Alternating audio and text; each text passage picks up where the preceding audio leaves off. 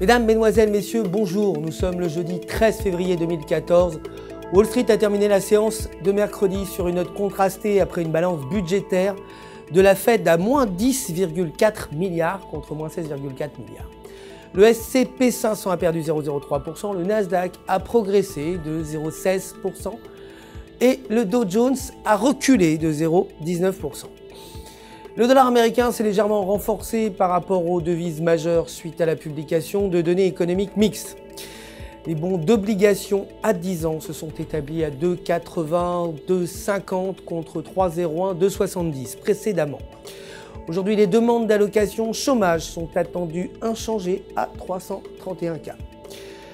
L'or de son côté a gagné 0,39%, clôturant à 1291 $ l'once. Le pétrole brut a quant à lui progressé également de 0,13%, terminant à 100,29 $ le baril après des stocks de pétrole inférieurs aux prévisions, 3,3 millions contre 2,5 millions.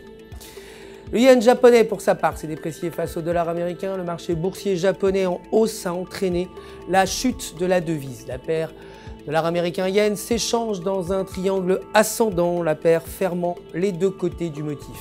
Brisé au-dessus de la résistance à 102,64 entraînera la paire vers 103,50. Cependant, brisé en dessous du support à 102,3 va mener la paire à 101,50.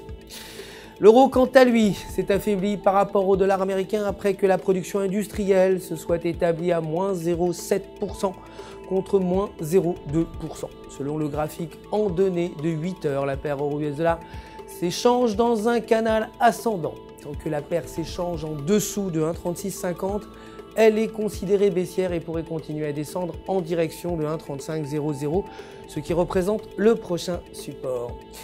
Pour terminer, la livre sterling s'est renforcée par rapport au dollar américain. Hier, le gouverneur de la Banque d'Angleterre, Mark Carney, n'a pas réussi à convaincre les investisseurs que le taux d'intérêt anglais restera bas jusqu'à ce que la situation économique s'améliore. Selon le graphique journalier, la paire livre-US-dollar s'échange dans un intervalle entre un support à 1,6250 et une résistance à 1,6616. Briser la résistance pourrait mener la paire à la prochaine résistance à 1,6700. En revanche, si elle échoue, la paire risque de chuter à 1,6450. C'est tout pour aujourd'hui. Mais restez en notre compagnie, restez bien sûr avec nous sur www.ufxmarkets.com pour tous vos besoins de trading. Notre conseiller personnel répondra bien sûr à toutes vos questions. Et le centre d'assistance se joint à moi pour vous souhaiter une excellente journée de trading.